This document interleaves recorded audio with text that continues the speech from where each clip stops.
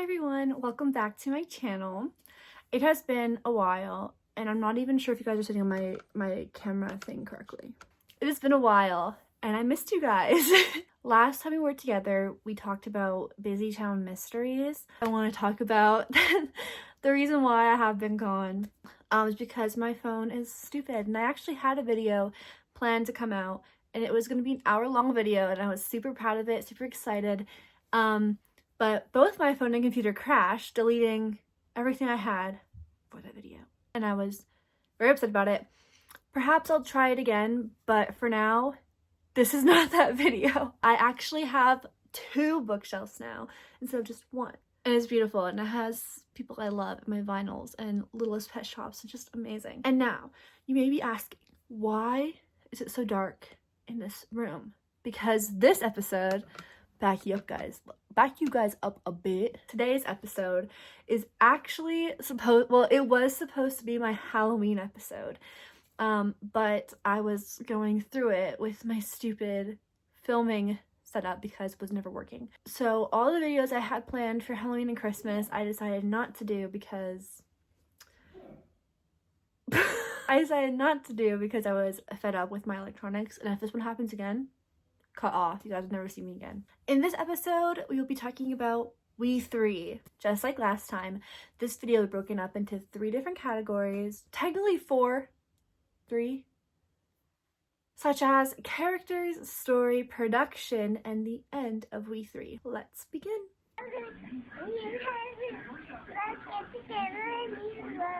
Let's go. Now, the reason why this was supposed to be my Halloween episode is because this show scared the britches off me, dude. My pants flying off. Which is why the mood is dark and spooky, and this video is dark and spooky. We 3 is one of those shows that used to scare me as a kid, but now looking back, like rewatching the first and last episode and doing my research, I don't understand why, because the characters are so cute and it's a cute show, honestly. It's really cute. I did my eyeshadow today in a theme of each character. I'm very proud of it, so please give that a like. We 3 is a Canadian television TV show aimed for preschool kids. The show is produced by Cutest Entertainment. The show also aired on Treehouse TV and Radio Canada. We love Treehouse TV on this channel. The first episode aired January 30th, 2001. The show carried out 2 seasons and 27 episodes that were 27 minutes long. But if you were to look on like the Treehouse wiki, just the Treehouse wiki, not anything else, it says that it actually has 47 episodes, but everywhere else says 27. So we're gonna trust everywhere else. We 3 only lasted a year, ending June 15th, 2002. So it actually lasted over a year, but it was not a long-lasting show. After it ended, it was pushed to the after-hour shows, the ones that play at night when you should have been asleep, or those shows that would be on when you were passed out on the couch and you'd wake up and you couldn't even see anything, and that show was on. This section of television is actually called the graveyard zone, which is where shows that are kind of near their end get slowly pushed towards until they're just off air completely. The more you know. As a kid, I spent a lot of my childhood at my grandparents' house, and they did not care what time I went to bed at, so I would stay up all night to watch the graveyard zone of Treehouse and Playhouse Disney, PBS Kids, Nickelodeon. Those are my favorite times because they were the best shows. My favorite show on Treehouse was called Tree Town, and it would only air literally at midnight. I remember staying up all night to watch it. And along with Treehouse was We 3, Ants in Your Pants, and Crazy Quilts. The show was created by Jamie Picars, and it was a show focused on friendship and facing your fears. Before we meet the characters, I have to quickly say that these monsters lived in a children's bedroom. And when the child was not home or out of the room, that's when the monsters would come out and they would play. We have 3 main characters who are all puppet monsters who are puppeteered by Mandy Lester, Garrod, or Gerard Lazaire, and Jay Daniels. Starting off with the girl of the group, we have Bunwin. She is the orange monster, but I represent her with pink.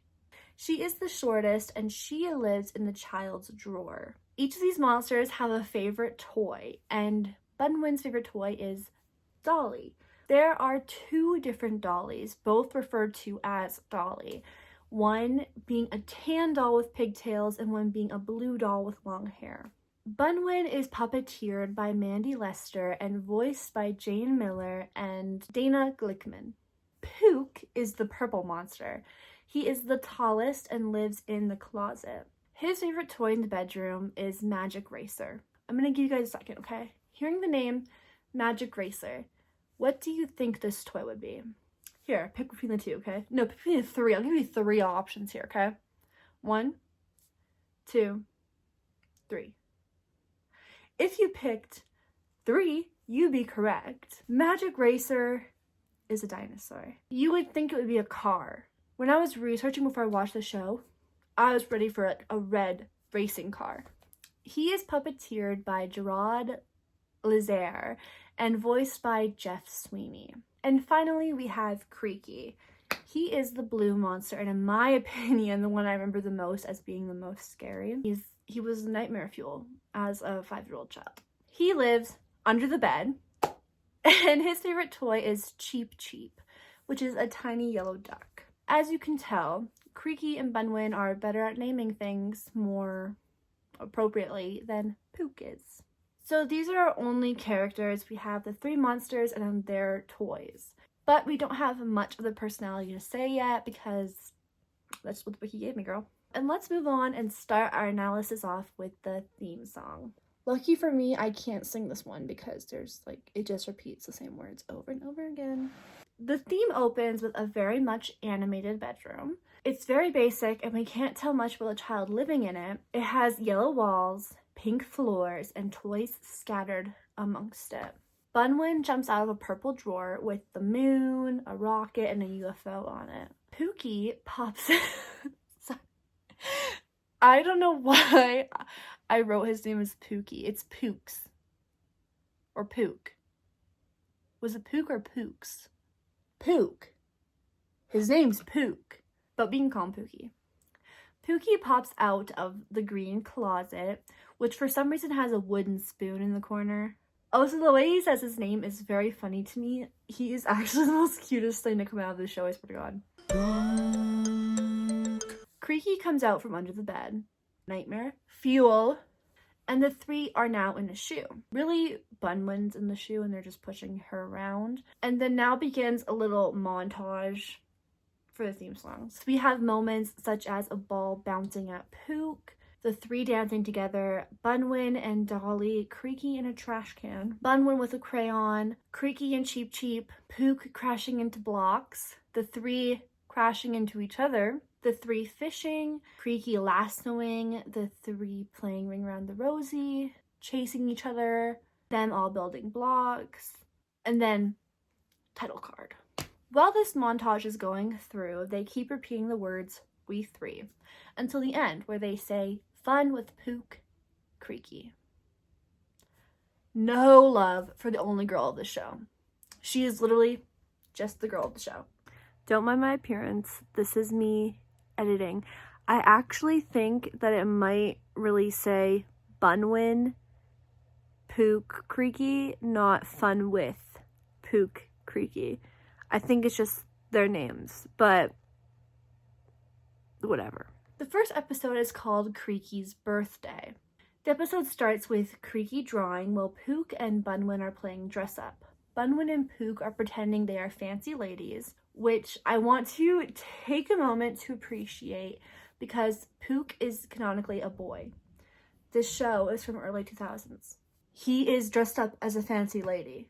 For kids, early 2000s, he also calls himself a fancy lady and allow him to say he wants to look fancier. Creaky joins in, pretending to be the mailman. He has mail for Miss Sunflower, who is Bunwin, and Miss Mascara, the fancy lady, who is Pook. The 2 get an invitation to Creaky's birthday party, or super birthday Vance Murdoch's birthday. Pookie tells Bunwin they need to have a super pretty fancy dress to wear to this party. And then they are told they need to make a birthday cake with jelly beans and eggs. Only ingredients, guys, nothing else. Easiest cake ever. The two begin to make the cake, although I don't know how good it would be because it is just jelly beans and eggs. But it is also not a real cake. According to them, though, it tastes like strawberry and purple. For his birthday, Creaky, who is now going by Super Birthday Vance Murdoch, wants a super big spaceship. Using craft supplies from Bunwin's drawer, Bunwin and Pookie get to work on making a spaceship. Meanwhile, Creaky is getting the party set up, doing so in a very complimentary tutu and tiara. Pushing off gender stereotypes again, we love to see it. We are now introduced to the first toy. Cheep Cheep. Creaky begins to sing a song, basically happy birthday, but with a lot more self-centeredness to it, like, my birthday, it's my birthday, happy birthday to me. Which, by the way, it's almost my birthday. Happy birthday to me, guys. Sing it, girls. What a special happy birthday it'll be. Wait and see. We also see Dolly, but this Dolly is the blue Dolly. Magic Racer is apparently not invited to the party, but who cares because look how glamorous and fancy these ladies are. They begin the party by playing musical chairs. Creaky sings the same song again as they play, and Pookie is absolutely the cutest. I actually love this monster. I cannot believe I was ever scared of the show because Pook carries the show. He is so freaking cute. After the game, Pook and Bunwin bring in the present they made, but Creaky isn't impressed. He doesn't think it's a spaceship rather than a box, and he begins throwing a tantrum.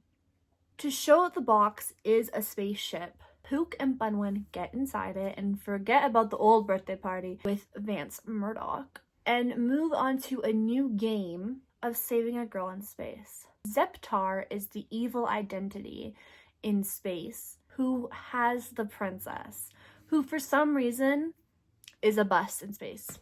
That's the princess, a bus in space. Creaky stops and sees the game they're playing and decides to stop pouting over the old game and join in on the new, leaving behind his identity of Vance Murdoch and becoming Shadow Prancer. And then the game ends. And I can't get over Pook's cuteness when he asks Creaky if he likes the ship. Like, look how cute this little monster is. He is the best character in this entire show. Everyone else, silenced.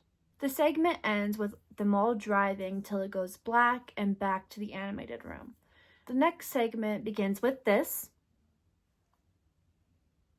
I love him. Anyway, I like how this show really shows how children are when playing games. I think it's more, what's the word? Humanitarian? Is that what I'm thinking of? I like that it's more human, if that makes sense. I like how it really has the characters pretending to play rather than having animated images, which a lot of kid shows do that, where they'll have like you're in the children's minds. For a good example of this is the Backyardigans, when they're playing pretend and it like switches you to their perspective and you see everything they're seeing, everything that they're doing in this game of pretend. Whereas we three, it is just pretend. That is all it is. They do not add in this world that they're seeing or the objects that they're seeing. I also really like the fact that Creaky whispered to Pook of what he wanted Pook to say. That is the most realist thing ever, because irritatingly enough, children do that. They'll be like, pretend you said this to me instead. Like, I don't like you said that, pretend you said this to me instead. And of course, changing the games so quickly, but also having the memory to go back to it and tie it into their games. And now we enter our secret category of conspiracies, which unfortunately there is none for this show, which I was really excited to look for. I think it's harder to find conspiracies for shows like We Three because they're not as popular as shows like Sesame Street. I feel like you find more conspiracies with them than you would with We Three. However, what I want to know is whose bedroom is this? Where is this child? Does the child know there's monsters in its room? Personally, in my mind, I think the child must know that something is in its room. Whether they know it's the monster or if it's just like something else, because, you know, it's a child for one. Children think monsters are everywhere. I also think it would be kind of cute if the child did know, but wasn't afraid and was okay with the monsters running around the room and just playing. I think it's a cute concept, really. But let's think about the messes these monsters make. Messes everywhere, okay? And like, what if you dropped something under your bed? You reach down and go grab it, you pull up and it's creaky. Then what would you do? Open your closet, get your shoe on, inside the shoe is Pook. There's no way the child hasn't come home, like, or come into the room and the monsters were there. Like, the monsters have no idea that they're there, you know? They can't just like go stuffed or Andy's coming kind of thing, you know? There's no way. Either the child has caught them, or if the monsters are quick enough to hide, wouldn't the child be like, whoa, my room is way messier than it was when I left this place? As for seeing the child, as far as I know, due to my research, essential, we never see the child. We think it was actually considered lost media for a while, according to Lost Media Wiki, which is crazy, but also kind of makes sense at the same time. It was one of those shows I remembered so vividly because I was so scared of it, but couldn't remember until a few years ago what it was actually called. I found it while looking at theme songs of childhood TV shows, which is also where I found Katie and Orby, also considered lost media for a while. Check out that video I covered too. The last episode of We 3 aired June 15th, 2002. I was still not born yet. Unfortunately, I looked everywhere as to why this show ended, and all I found was some guy talking major trash about the show on a forum. I personally would like to believe it was one of those shows that scared kids, and so parents like bombarded with hate towards it to get it canceled, you know? The final episode of We 3 is called Vacation on the Moon. The beginning segment is called Birthday Cake. And after the segment, just like last time, we see the animated room, except this time we can see the monsters running around and carrying blocks. Fun fact, in the like title cards, well, the segments, in between segments, sorry, if the window is open, then that means there's gonna be them carrying blocks around, which I think is kind of cool. I also just learned that before I made this video. So when the window is open and the curtains are blowing, you will also see the monsters carrying blocks. If the window is closed and the wind is outside, no monsters, brother. The audio for this episode was literally atrocious because it was screen recorded and then uploaded to YouTube. The episode begins with Creaky and Cheep Cheep, and they're playing family, getting ready for their vacation. Creaky being the mother and Cheep Cheep being the dad. Once again, gender stereotypes out the window. Bunwin and Pook come over wanting to join in the game, and Bunwin's outfit is so cute. Take a moment to appreciate this underappreciated queen. Pook and Bunwin are the children in this game, and their names are Todd 1 and Todd 2.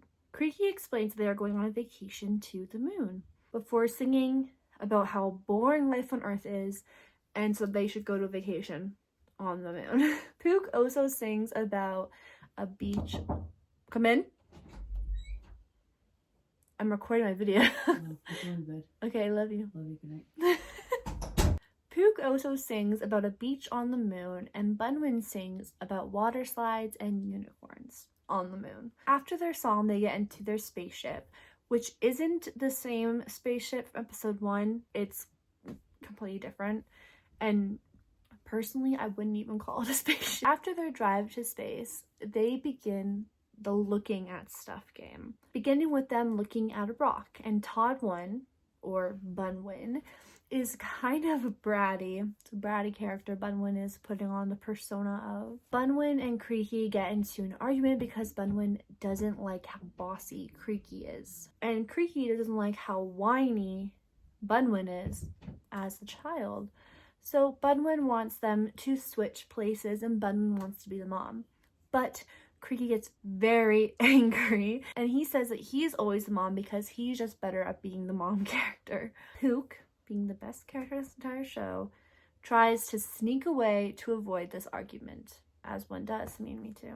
Bunwin decides that Pook should be the mom, and surprisingly, Creaky does not protest this at all. Bunwin switches to be the dad, and Creaky and Cheep Cheep are Todd 1 and Todd 2. They begin driving, but because Bunwin didn't say to put their seatbelts on, Todd 2, or Cheep Cheep, flew out the window. Cheep Cheep and Creaky get hungry, so Pook gives them special kisses to stop them from getting hungry and thirsty. Can this please exist in real life? Could you imagine just having someone give you a little kiss on the cheek and you're not hungry anymore? My body would be like, if you see a crumb, that's me. They crash the spaceship because the two Todds were arguing, but then they get into another argument, but this is not part of the game. Like, this is just like they're arguing now. Pook says that he doesn't like being the mom, and Creaky says that Cheep Cheep is very bad at being Todd too. Bunwin and Pookie confess to thinking that Creaky and Cheep Cheep are better off being the mom and dad than they are.